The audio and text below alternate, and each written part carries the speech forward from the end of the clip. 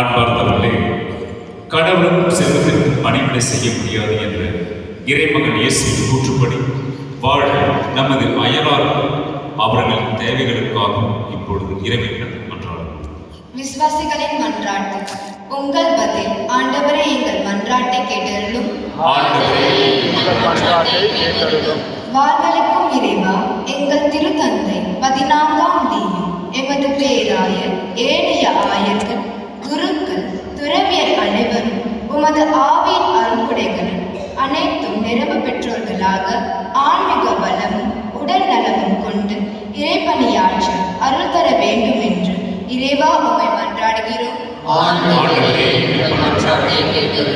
அருள் வழங்கும் இறைவா, எமது நாட்டு தலைவர்கள், மக்கள் பணியாளர்கள் தன்னலமின்றி மக்கள் பணியாற்றவும் சமதர்ம சமுதாயம் அமைக்க பாடுபடவும் உதவிட வேண்டும் என்று இறைவா உம்மை மன்றாடுகின்றோம்.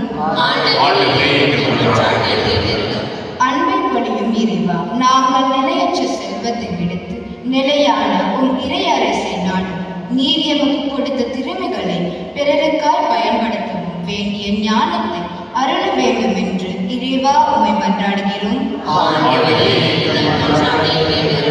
அரவணைக்கும் இறைவா, வன்முறையால் மக்கள் துன்புறும் நிலை மாறிடவும் ஒருவரை ஒருவர் புரிந்து கொண்டு விட்டு கொடுத்து வாழவும் எமக்கு உதவிட வேண்டும் என்று இறைவா உம்மை மன்றாடுகின்றோம்.